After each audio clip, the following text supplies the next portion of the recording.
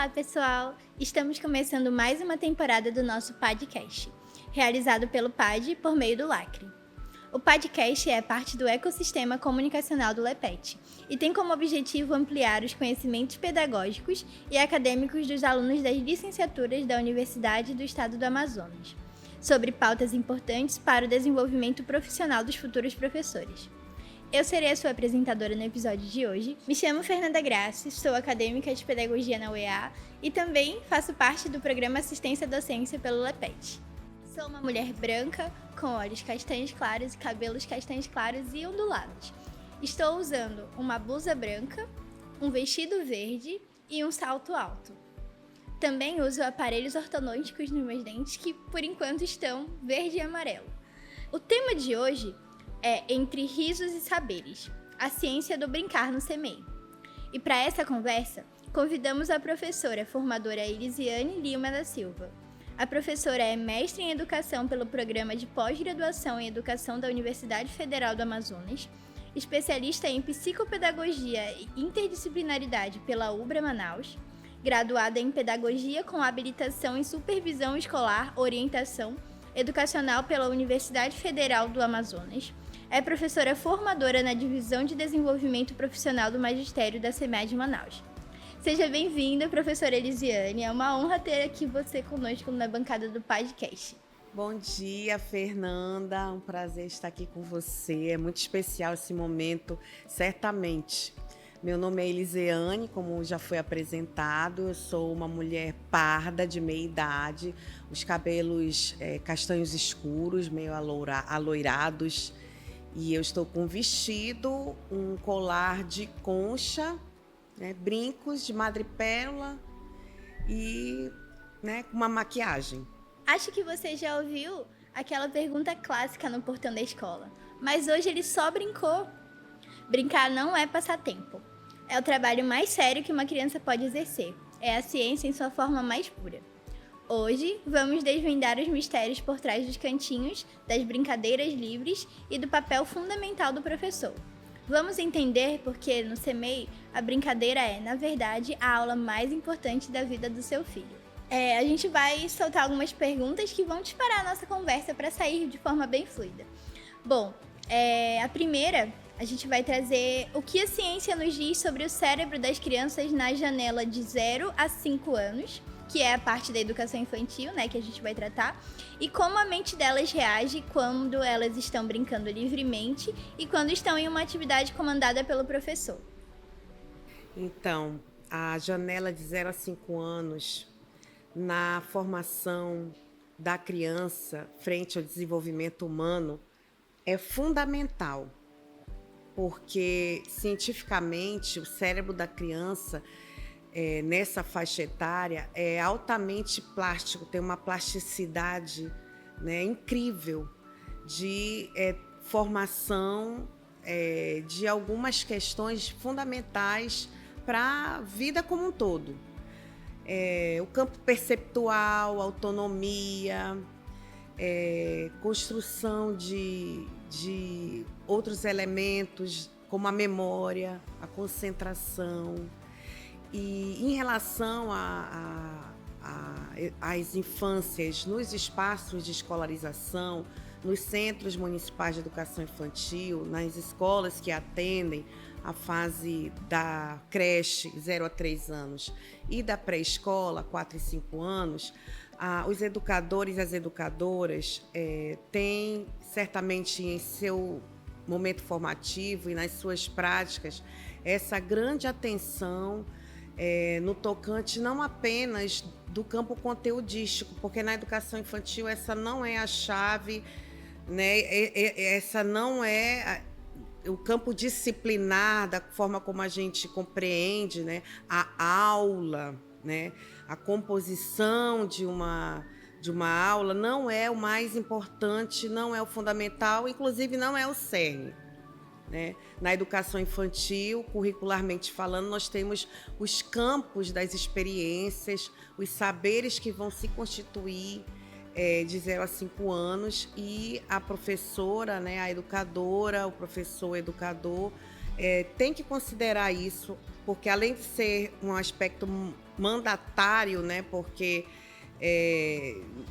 consta na toda a política e toda a regulação nacional, né, considerar que a brincadeira é o cerne das experiências, das vivências das crianças nesses espaços de escolarização, a gente tem que, de uma vez por todas, desmistificar que não é só brincar, que o brincar é o cerne, o fundamento, né, é a atividade principal da criança no mundo. Então, a brincadeira, ela requer da criança um esforço cognitivo e emocional, e isso é construção.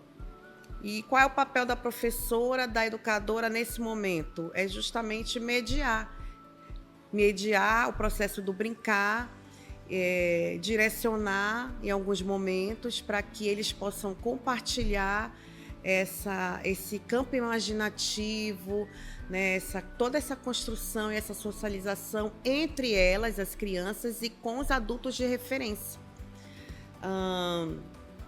A brincadeira, né? Então, o brincar é a atividade fundamental da criança, é a atividade que ela vai desenvolver, né, durante toda a sua infância. E, assim, é necessário, né, deixar essa fluidez da brincadeira, porque brincar, ela vai brincar, nem que ela seja impedida, porque essa é a forma que ela se apropria, né, da cultura humana, ela se apropria, né, do repertório da humanidade, brincando. A grande intervenção de aprendizagem da criança é o brincar. Por isso que no espaço da educação infantil, né, nos espaços de escolarização, da primeira etapa da educação básica, a criança necessita, né, ter espaços de brincadeira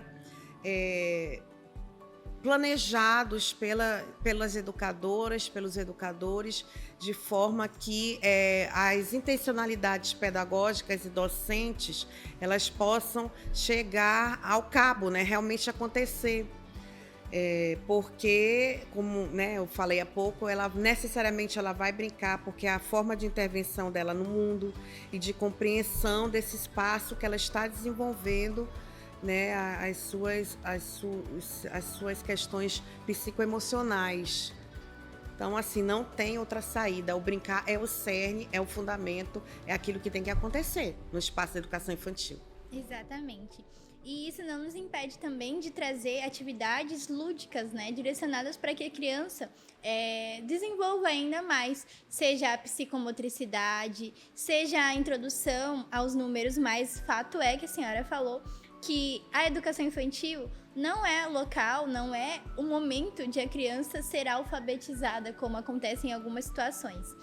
É o momento da criança descobrir o mundo, dela brincar, até porque eu falo que a criança nessa fase de 0 a 5 é uma esponjinha, então tudo eles pegam, tudo eles guardam na memória, é a fase que eles mais aprendem, né, da vida deles.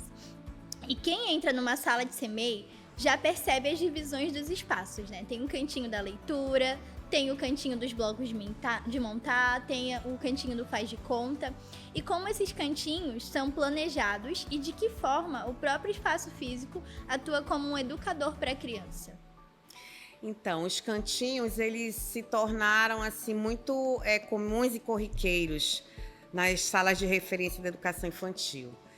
E esses cantinhos, eles são organizados pelas professoras e professores de forma que as crianças tenham condições no ambiente de interagir, né, com esses materiais, estruturados ou não estruturados, e com as outras crianças. Então, não são cantinhos como lá a década de 40 e para trás, ou década de 50, né, que eram cantinhos, infelizmente, do castigo, cantinho da vergonha, né? Tem experiências assim relatadas das gerações, por exemplo, da minha mãe, de que elas né, infelizmente vivenciavam, né, essa questão de ajoelhar no milho, de ficar atrás da porta. Realmente, né, um envergonhamento público, né, para aquelas infâncias, e às vezes até a gente entende algumas formas de se apresentar das antigas gerações, né, hoje em dia, por conta desses momentos, né, que foram altamente inapropriados.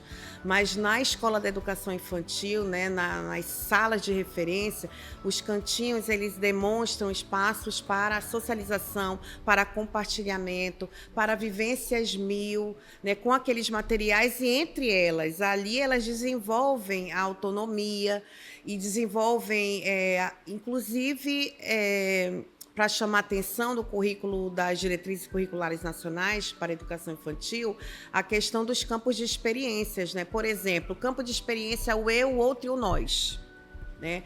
O campo de experiência que trabalha a questão da imaginação, né?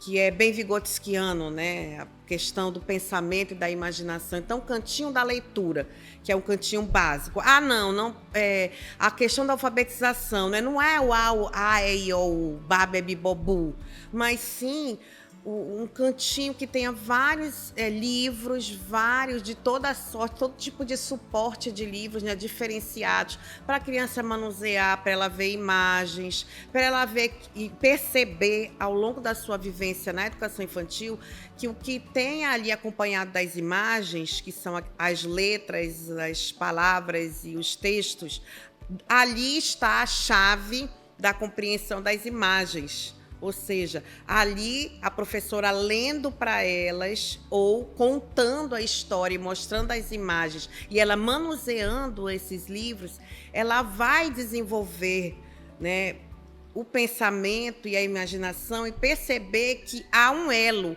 entre a textualidade e o imagético. Ali ela constrói, né, o pensamento, a linguagem, a imaginação. Se a professora ou professor, né, desenvolver a oralidade, permitir que fale, permitir que comente, e a contação de histórias no espaço do cantinho ou na rodinha, por exemplo, seja de uma relevância cotidiana, que todos os dias isso aconteça, contando, ou narrando, ou lendo, ou mostrando. Tudo isso vai fazer com que ela desenvolva, por exemplo, esse campo que é o pensamento, a imaginação, o desenvolvimento da linguagem, o outro campo, o eu, o outro e o nós, porque há uma grande interação.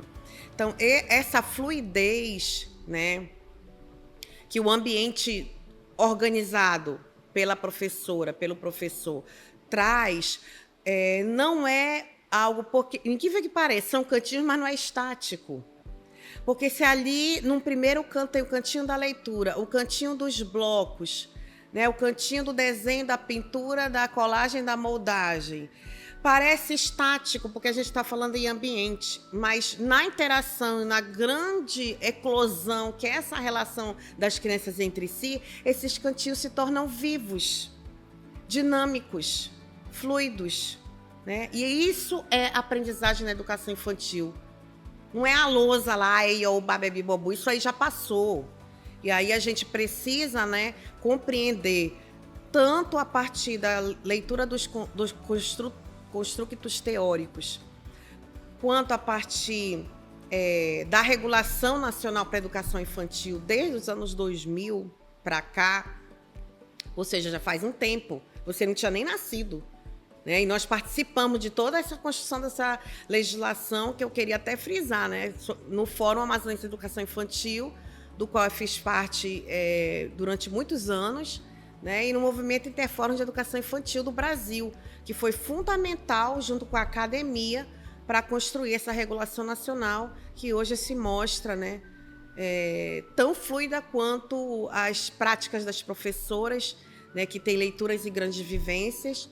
E a própria regulação também acaba que não é estática, né? Ela é viva, porque traz todos esses movimentos. Então, a organização do espaço para a criança, né, e ela estar, né, com os materiais ali à mão, ao alcance, né, a partir do interesse delas, a a vivência e a experiência na turma, né, com a turma se desenvolver, isso é muito especial e é muito apropriado, é muita educação infantil, e eu ainda digo mais, quiçá tudo isso poderia irradiar da educação infantil para pelo menos os primeiros anos do fundamental, e não haver aquela quebra, né, que né, por vezes, né, na maioria das vezes acontece, né, uma grande quebra entre a primeira etapa e a primeira parte, né, que é o Fundamental 1 da etapa intermediária de educação básica. Então, que possamos invadir, né, as outras etapas da educação básica com os princípios e preceitos da educação infantil. Essa questão dos espaços também é muito importante para a rotina da criança, né? Porque eles entendem que eles têm um momento da leitura, eles têm um momento da contação de história, eles têm um momento da música, eles têm um momento da atividade no parquinho. Então, tudo isso facilita para que a rotina da criança também seja cumprida. Então, eles sabem exatamente os dias que eles vão para o parquinho. Tanto é que quando nós ADs vamos na escola e é o dia do parquinho, eles querem ir no parquinho. E aí eles vão correndo para o parquinho e a gente fica, meu Deus do céu, o que a gente faz agora? Mas a gente consegue levar, eu consegui vivenciar a creche e o CMEI, né? Então, em todas as salas que eu fui de CMEI e de creche, tinham os espaços, os cantinhos, né, que a gente chama, que não são espaços propriamente físicos, como a senhora falou. São espaços vivos, né? Então, eles podem rodear a sala com os livros, eles podem viver... Os espaços podem mudar também de lugar físico também ao longo do ano. Isso depende muito do professor, né? De referência da sala de aula. Bom, e para quem olha de longe, pode parecer que o professor ele só está supervisionando a brincadeira, né? Como o professor documenta e registra o aprendizado que está acontecendo ali naquele momento?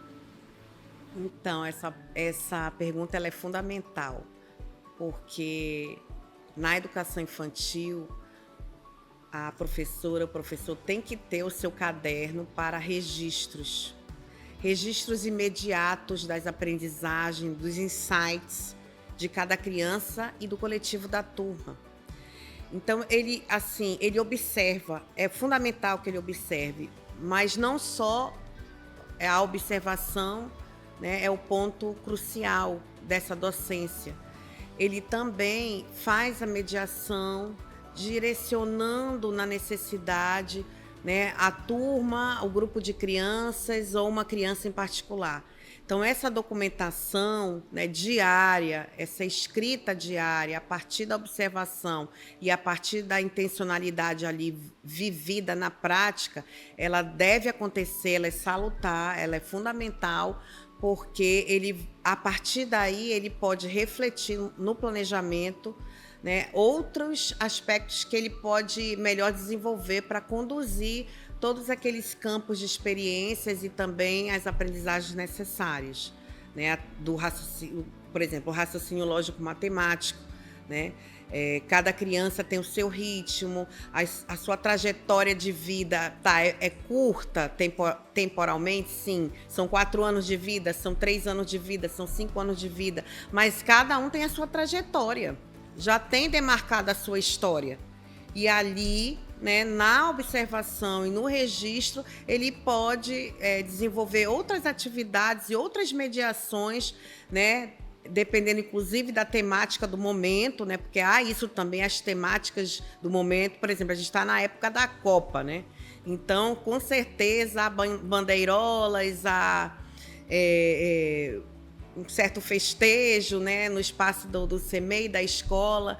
Então, assim, tem as cores, né, da bandeira, tem as formas, tudo isso, né, ele pode ir trabalhando, desenvolvendo a partir desse contexto imediato e a partir do que ele já registrou e já desenvolveu. Elas entendem as formas geométricas, por exemplo, as cores elas já entendem, elas já sabem diferenciar, ou é preciso, né, outras atividades a partir dessa temática para serem desenvolvidas. Então, o registro ele é básico em toda a docência, mas na educação infantil ele é inclusive regulado, está lá, citando novamente, nas diretrizes curriculares nacionais para a educação infantil. Legal. Outra forma de a gente documentar é também, eu usei muito isso tanto no CMEI quanto na creche, por fotografias e vídeos, né? A gente documentar esse avanço da criança, né? Quando eu fui perguntada sobre essa pergunta, eu usei a questão das fotografias e vídeos, que é o que eu mais uso como registro, né? A geração de vocês faz isso muito bem.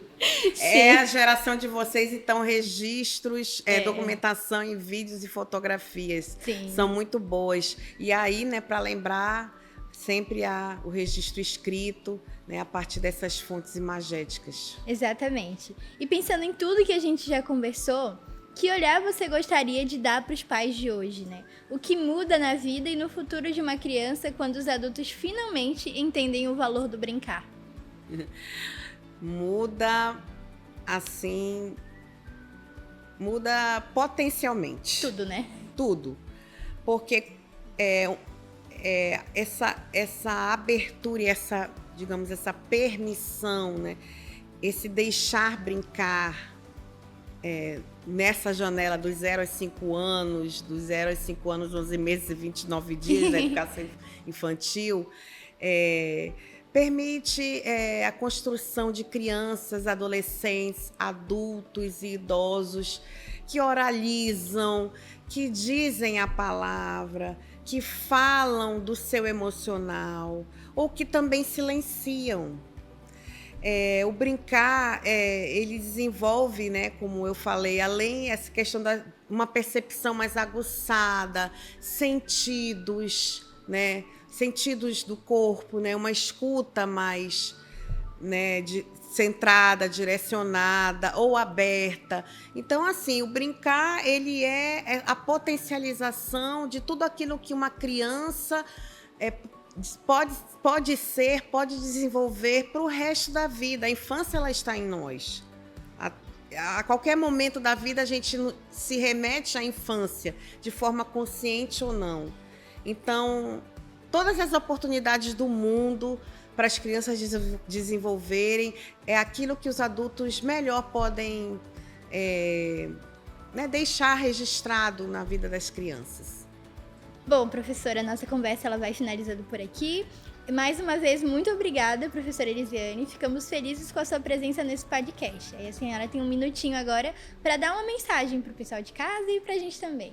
Eu penso assim que em tempos de telas pequenas e grandes telas, a mensagem que eu poderia posicionar aqui para todas, todos e todes é: não permitam que as crianças fiquem horas nas telas, porque aquela interação imagética e de movimento único, a criança e a tela é a criança, seria interessante, mas assim, com atividade direcionada de poucos minutos, 20 minutos, 30 minutos no máximo.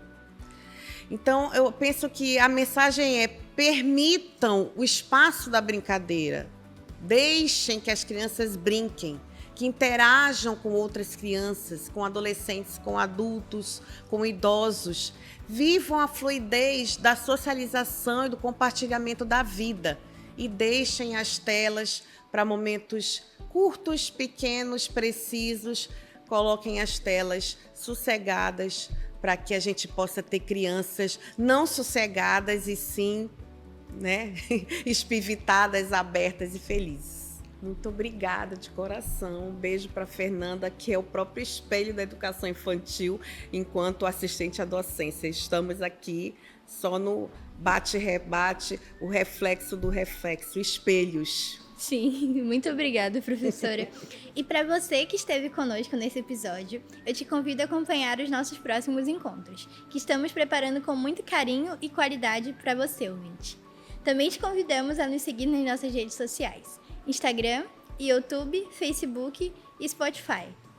E é isso. Te esperamos nos próximos episódios. Muito obrigada pela audiência e até mais.